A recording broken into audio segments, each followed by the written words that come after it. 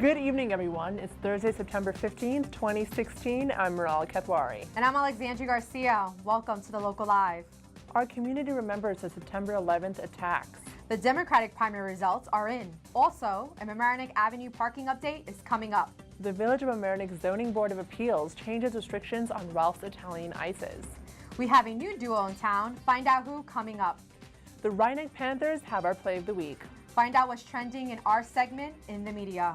The Kiwanis Car Show also took place on Sunday. Stay tuned for our roundtable with Elizabeth Bradley to save the Larchmont Playhouse. Tell us what you think. In person, over the phone, online. Watch and hear yourself on TV. You tell us, we air it. This is the Local Live.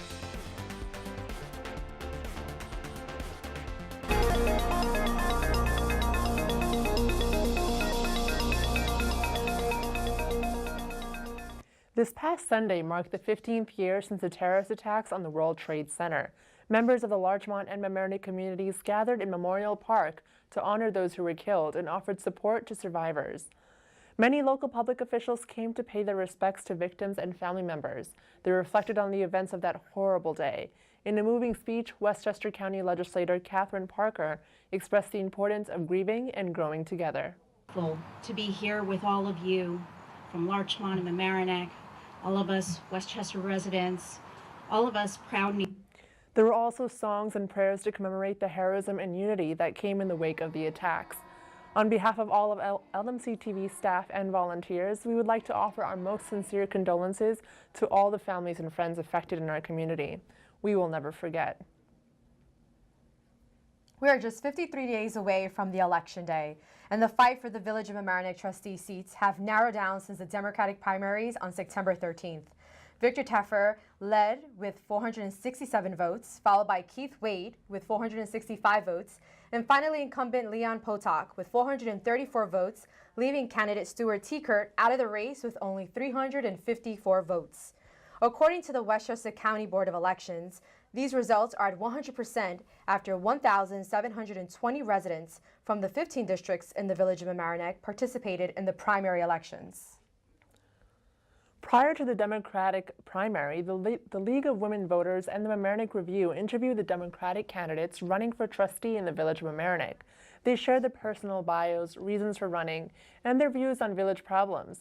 The candidates discussed flooding and the Army Corps of Engineers mitigation plan, water quality of the Long Island Sound, industrial area, infrastructure, and of course, parking. And speaking of parking in the Village of Mamaroneck, the pilot program to test multi-space meters and single-space smart meters on Mamaroneck Avenue has come to an end. This program started at the end of May and finished 1 week after Labor Day. The purpose of the parking pilot was to decide what kind of meters were preferred among residents. Village Manager Richard Slingerland said that the online parking survey did not get a lot of responses, but that they received input from residents via email. Currently, the village manager is working on a new parking report that will be shared with the parking committee on September 22nd at the Regatta. We are looking forward to hear the parking committee's recommendations on the pilot program as they present them to the Board of Trustees. It should be noted that the parking committee also did a survey among the residents and business owners and concluded that residents of the Village of Mamaroneck did not want multi-space meters. They only recommended the implementation of multi-space meters at the village parking lots. Slingerland said that now that the pilot is over and multi-space meters and smart meters installed in the village will be replaced for the old single-space coin meters. During an over 5-hour-long zoning board meeting, Ralph's Italian ISIS became a center of discussions yet again after several noise and traffic complaints by the neighborhood and a new request by the owner to stay open until 11 p.m. Sunday through Thursday and until midnight Saturday and Sunday. Late at night, when we are all quiet, our neighborhood is quiet, everyone's trying to sleep. If you have even just 3 or 4 people in the parking lot laughing and having a good time, which they like to do, it's almost as annoying as later in the afternoon when you have 20 people. You have the nerve to come before the board and ask to soften the hours and promote the problems that the neighbors are complaining about. I'm a local ice cream shop owner. We're serving ice cream to people. We're not doing anything different. You have Walters down the block from here. There's people going outside in enormous lines for hot dogs. People love it for years and years. Why are my customers so much louder than Walter's? Carvella's an ice cream store that's been here for years as well. Why are my customers so much louder than theirs? They're not.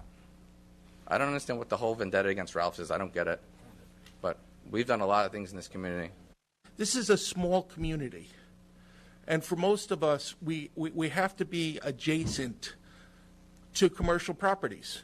And commercial properties have to be able to do their business, to be vibrant, to succeed.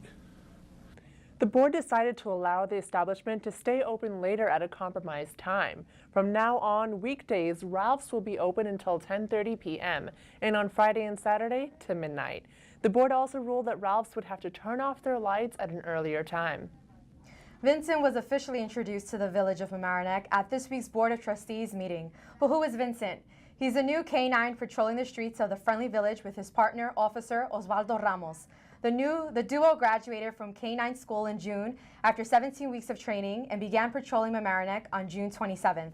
Vincent is a Belgian Malinois German Shepherd, the preferred breed for law enforcement dogs. He was born in the Netherlands, and in February 2016, Officer Ramos selected him to be the village's new canine.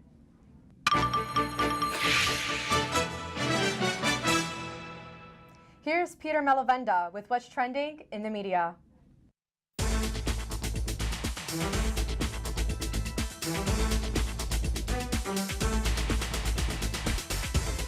A foil a day. That is the way Village of Mamaroneck resident Stuart Tiekert spends his day. This according to a full-length feature in the Mamaroneck Review detailing Tiekert's persistent use of the Freedom of Information Act. Over the past 12 months, Tiekert has submitted 638 of the village's nearly 900 total requests, and that's only the beginning. Check out the feature to find out more. And when a 13-year-old Larchmont athlete was diagnosed with a rare form of cancer, her assistant softball coach decided to step up to the plate, starting an online fundraiser to help pay for the family's medical expenses. Just 3 months after her July diagnosis, Jay Hazeman has raised over $30,000 for the girl, surpassing his initial goal of $25,000. Jordan Pryor was diagnosed with nasopharyngeal cancer, the cause of which is still unknown. And the Larchmont Public Library is ready to start a new chapter. After extensive renovations, the building is set to reopen this Monday, September 12th at 9 a.m. The Loop is reporting that an official grand opening is scheduled for Saturday, September 24th. The Library Board of Trustees are excited to turn the page on a place that gets more than 250,000 visits every year. And the New York State Police are investigating complaints of a dangerous new telephone scam. Here's how it works. An unknown caller threatens to harm a loved one if the person answering the phone doesn't pay up. The Daily Voice has details about the exact nature of these calls, but authorities are asking anyone who has received any suspicious phone call to report it to their local police department. And a new face at the Marine Education Center at Harbor Island Park is making a splash this week. The center is, for the first time, taking on a professional naturalist. His name is Kyle Elizabeth Troy, and he's been everywhere, working as a biologist in Florida, California, and even right here in New York. The Mamaroneck Review is reporting that along with additional new resources and expanded space, the future of the educational center is looking bright. Well, if you can find it online, you can find it right here in the media. I'm Peter Malavenda. Here we are. Am I on? Are we on? I think we are. I think we're on, yes. I'm Michael Witch, and with me is Maura Carlin, and we're here for our roundtable discussion, our live roundtable discussion. And I must admit, Maura, that when I think of going to the movies, I generally think of going to a multiplex. You like those big comfy seats? I like those big seats, yes, and I like all the food that they serve, but to tell you the truth, our guests tonight, well, they've got a different take on it. And I'm happy to introduce two of our guests who are here to plead with you to help save the Larchmont Playhouse.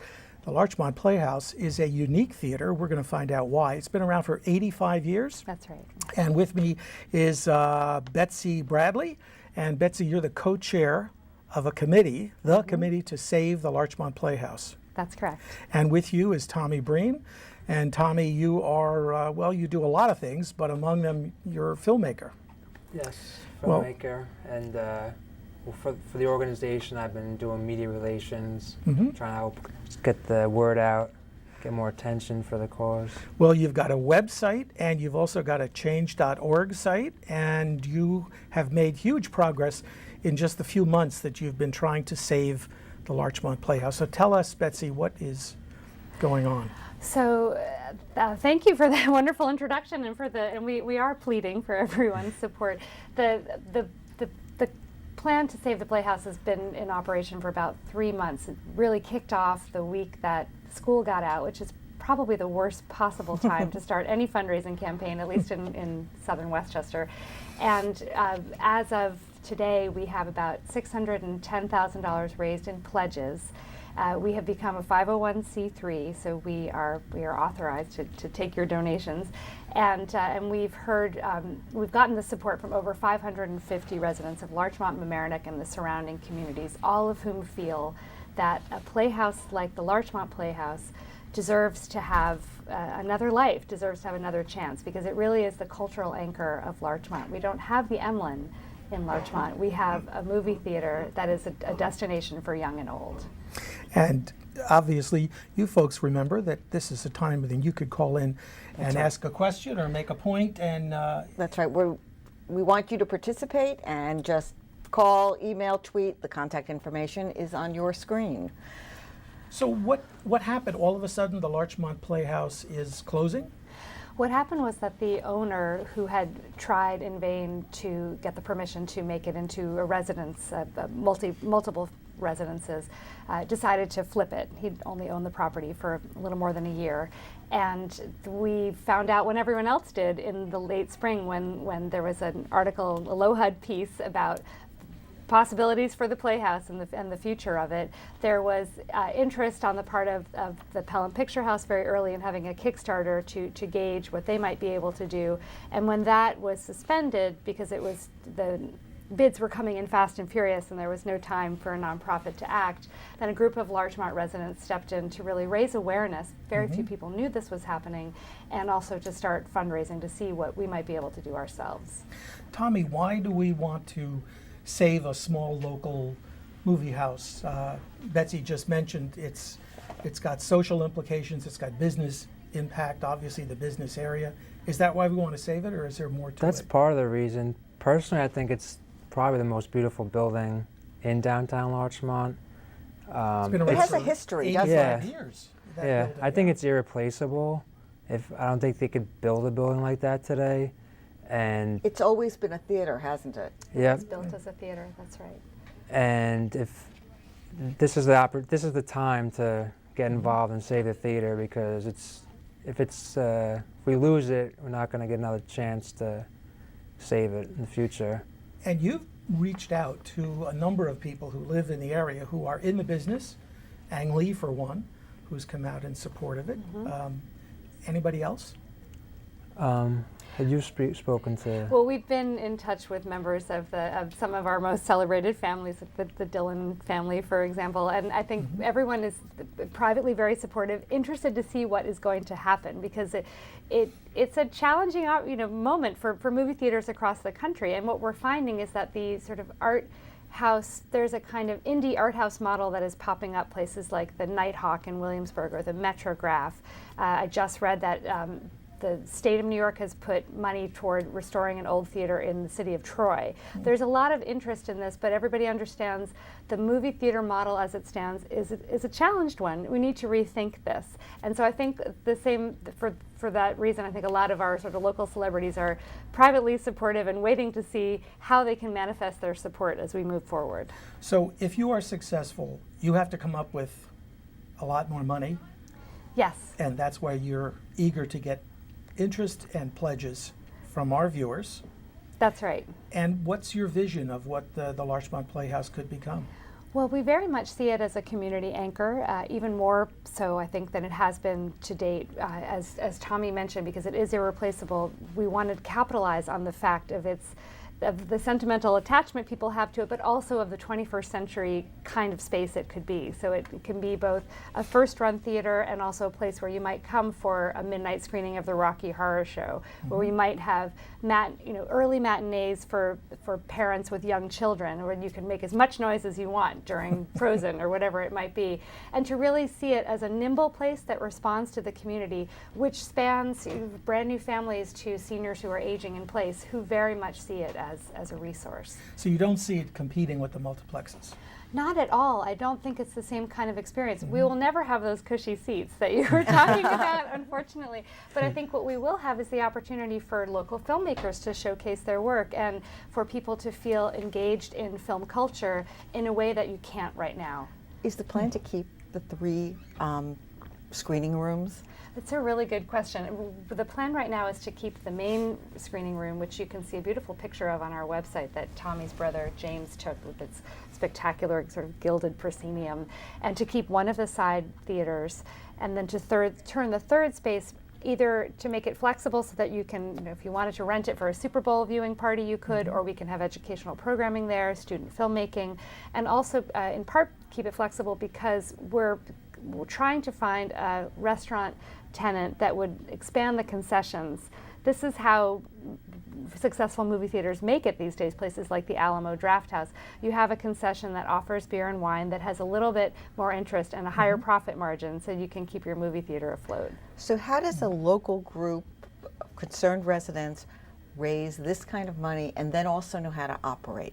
It's a very good question as well. And I don't think we would be looking to operate it on our own. We would hope to partner with a place like the Pelham Picture House. Pelham Picture House has been incredibly supportive of our efforts. They're very interested to see the Playhouse remain a vibrant playhouse. And we wouldn't be trying to wear brand new hats as movie theater operators. I have a background in public programs, but not in running a movie theater. Tommy, on the other hand, may be better situated. Tommy has found us some spectacular publicity and in a way has sort of helped to keep this whole effort alive in the dog days of the summer. Yeah, we've been report on NBC, CBS, News 12 Westchester, FiOS, Wall Street Journal's written about the campaign. So if you go onto the Facebook page or website, you can see links to all the stories and get more details and see if it's something you want to get involved with. You have a petition ongoing now on change.org to Barry Sinnott. Who's Barry Sinnott? Barry Sinnott is the broker at Caldwell Banker Commercial who is representing the seller. And originally the petition was set up because we needed the petition to go somewhere. And he's proved to be a very affable individual who has let us tour the building, every piece of the building, multiple times with prospective investors, people that we're in contact with. So the petition isn't meant to be inflammatory. Having a destination for the petition is a way for us to spread the word, because as the petition goes out, more people learn about our cause. It's kind of a vehicle for educating people about the plight of the Playhouse. What's the time frame on all of this? You're asking all the tough questions. Well, today we heard from Barry that there is an offer on the Playhouse. When we set up this interview, we thought we were coming to you to say there are no outstanding offers, because some of the offers that galvanized us in the beginning had faded away. But there is currently an offer, and we are in talks with a number of different developers who are considering working with us. There's nothing firm right now, so I come to you with a lot of squishiness in our. Do you model. get the sense that the owner would like to sell to a nonprofit organization and have it stay a local movie theater? I do. I think the more press that we have garnered, the more that the owner, who is not based in Westchester or even New York State, has come to see how valuable this theater is to the community and what a resource it could be, even more than it is today. And so I think he would like to, but at the same time, I think he's looking to turn a profit. So that's the crux of the matter for everybody. When I looked on your website, I was very impressed to see frequently asked questions, and among them was, do you have a business plan? And you have laid out a pretty detailed plan. Thank you. So you've thought this through. Yes. It's not just a pipe dream. Well, we're lucky in that some of the original people who jumped on board to kind of get this movement going, who have been silent partners in some ways, many of them are people who are in the business world and who can really help us think some of these details through. And one of our colleagues, my co-chair, Ellen Zuckert, is trained as a lawyer, which has been immensely helpful as we go through. We have a question. Go ahead. Someone wants to know whether you're also trying to save the Mamaroneck Playhouse. As people may recall, Bowtie bought Clearview, which ran both theaters originally. Yes. And Mamaroneck closed in 2014, I think. Yes. Mm-hmm.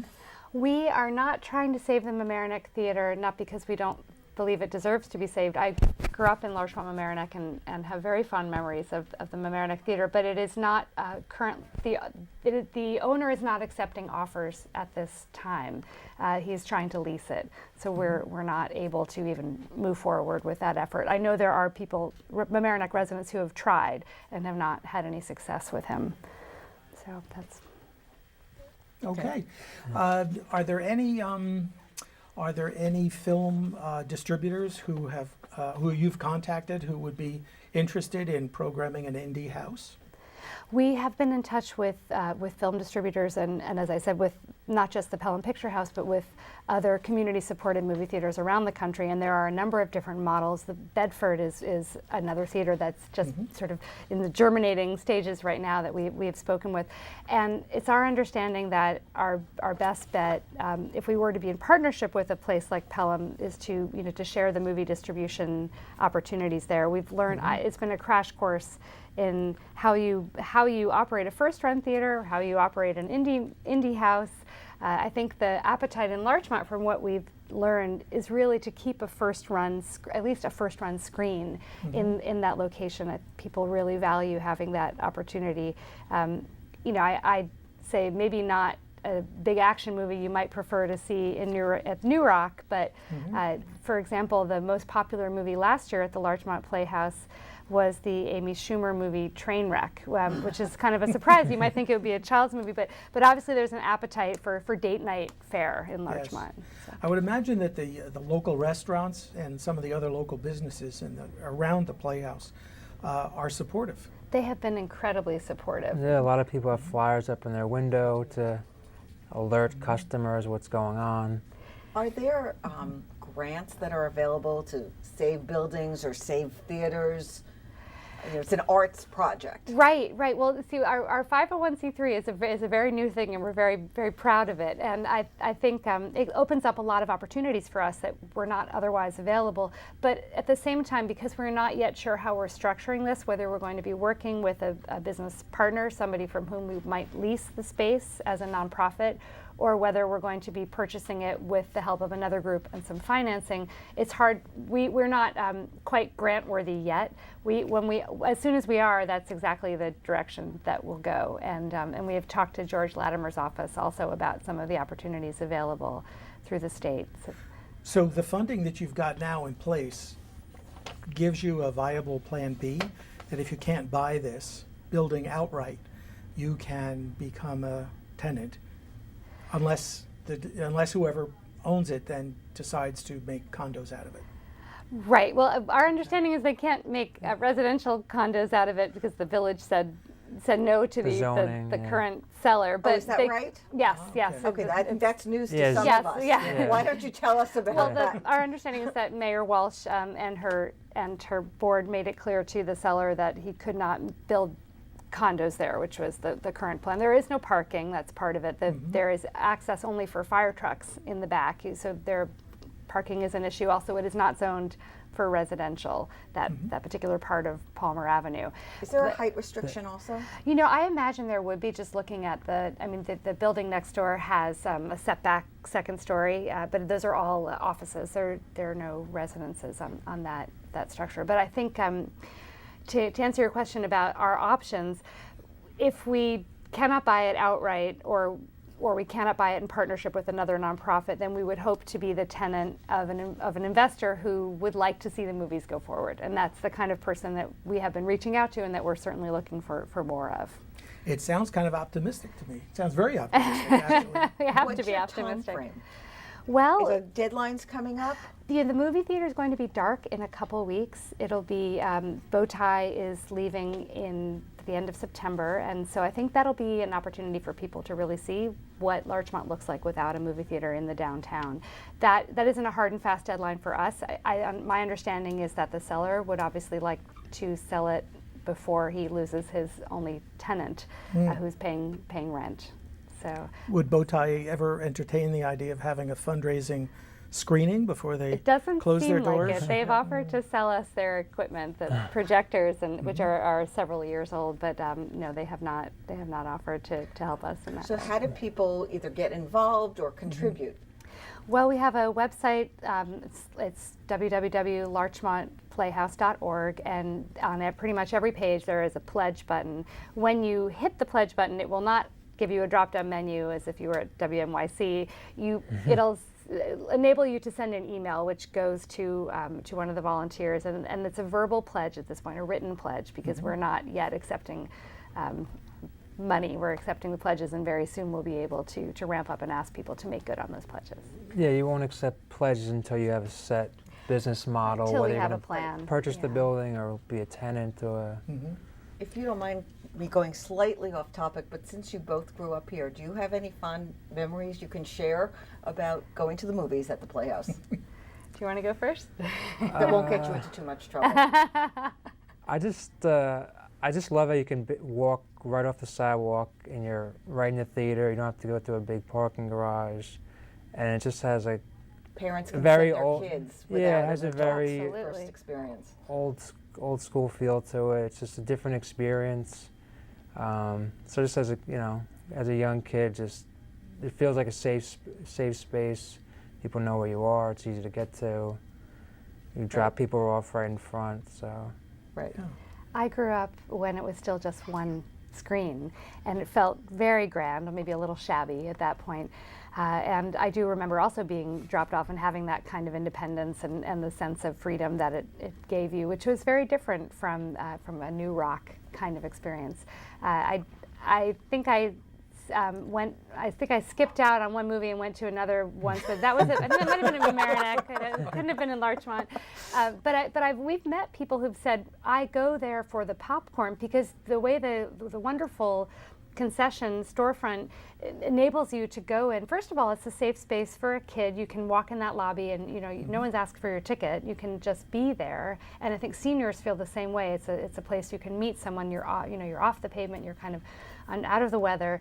And at the same time, people have said, we love the popcorn, so we go and buy popcorn and bring it home with us. We don't buy a movie ticket. So it has this kind of community feel. I know Sugar Mama, the bakery next door, often has promotions if there are children's movies. For example, Finding Dory, the owner of Sugar Mama, Kim, ran a promotion where she was offering a free cupcake if you brought in your ticket stub. And I love that kind of dynamic. And to get back to the local businesses, which you mentioned before, the support has been tremendous because all of the businesses along that section of Palmer Avenue, they've all been impacted by the empty storefronts.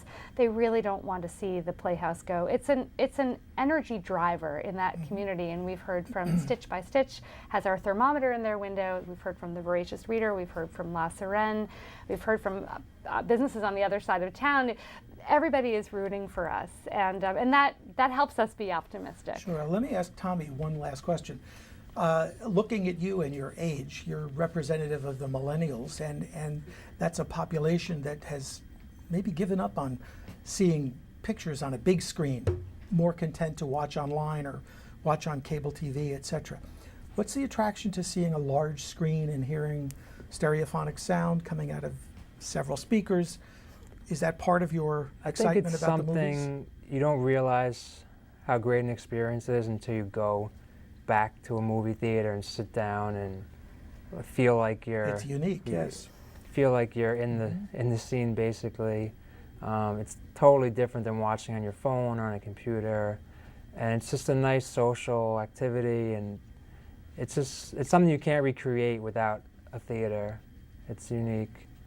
Well, on that note, we're going to conclude this interview. Thank you so much for coming down. Thank you very much. And we wish you the best of luck because we're all in the arts in this business we are certainly, and we could partner with you and maybe that would be several lovely. different ways. Yes, that would be terrific. So, folks, if you're interested, you be interested, not if. You be interested in helping to save the Larchmont Playhouse, and stay tuned because we're coming back with more community stories and, of course, the answer to the trivia question. Okay.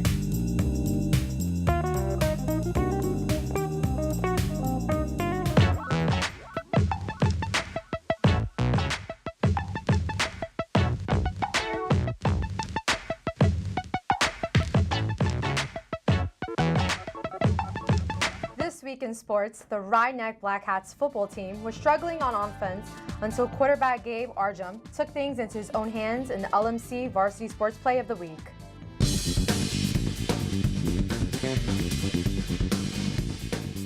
It'll be interesting to see if they start to opt to do that some more. That's the problem with going there. As Arjun fakes it, gets an opening, and he's off for the races. Arjun at the 35. He's down to the 20.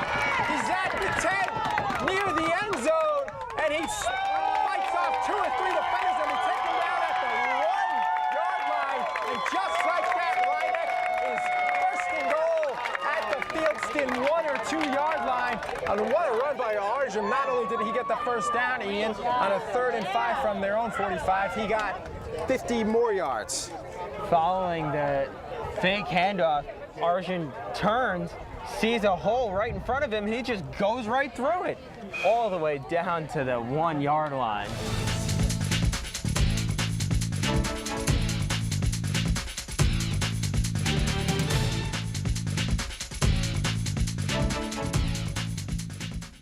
Do you love cars? This past weekend, the Kiwanis Car Show came to Mamaroneck. I was there, and here's the story.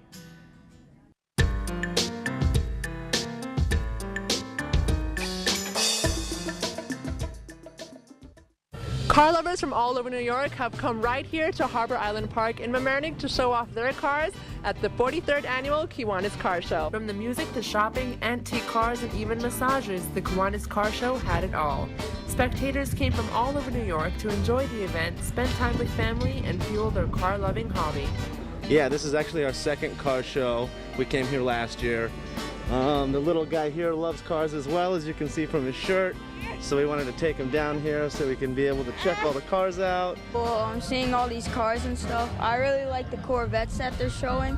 And yeah, I think it's really cool. Drivers and members of car clubs couldn't wait to show off their prized possessions, many of whom have been coming to Kiwanis for years, could talk for hours about the history of their cars, its horsepower and exteriors, among other things. Sure, this is Blaze 1936. This car goes back a lot of years. A lot of people customized a lot of these older cars because they look, they call them fat-fended cars. It's a 1953 Chevy 3100 pickup truck. I did this myself in my driveway with paint remover, a power washer, and a special chemical that you put on the raw metal to make it turn to rust. This is the new technologies, the new Z06, 650 horsepower, 650 pounds of torque. It's a beautiful car. The Kiwanis Car Show also took place on the 15th anniversary of 9/11. Many fire departments came to Kiwanis to pay tribute to fallen heroes through their special cars and to raise money and awareness for victims through their racing clubs. FDNY Racing is a NASCAR race team, and it was formed after 9/11 to pay tribute to 343 firefighters. Since 1973, this car show has been happening to raise scholarships and funds that will go straight back to the community. We give about 6 or 8 scholarships, and we sponsor a couple of sports teams. Everything goes back into the community. Chevy Lowrider seemed to be a big favorite among many. The car is usually seen in the West Coast, and owner Marco Flores knew his Chevy would be a unique crowd pleaser at Kiwanis. This car is a 1963 Chevy Impala. The car was built in New York, actually. It got a hydraulic system, can operate a real lowrider, and special designs on it and airbrush done by me. The lowriders, I really like those lowriders, and it's not too many, like you said, not too many in New York, but they mostly out in California. You'll see a lot of them out there. All around, this was such a great event with great music, great food, and even better cars. I'm Meral Kathwari reporting to Local Live, and I'm going to take this baby for a spin.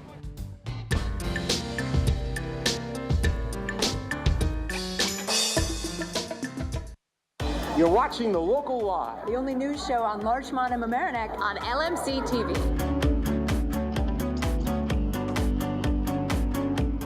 Admiral is a sweet tree walker coon hound. This lovable floppy-eared pooch is 3 years old and is very social. Admiral can be shy with people, but really loves being with other dogs. He sure could use a pal to help him bring him out of this shell. For more information on how to adopt Admiral or browse other adorable pets, go to www.ny-petrescue.org. Remember, if you'd like to keep us on air, support our program by checking out our website at www.lmctv.org and click the donate button in the upper right corner. We really appreciate any contribution. We are always welcoming new interns and volunteers, so send your emails to the local live at lmctv.org and join us. We love hearing from you. Thank you so much for watching. I'm Alexandria Garcia. And I'm Meral Kathwari. See you next week for another episode of The Local Live.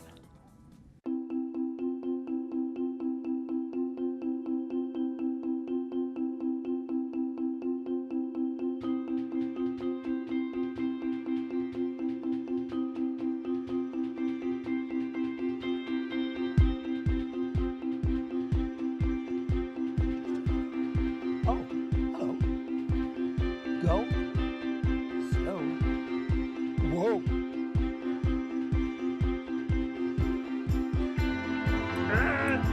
The local live, here's my TED Austrian.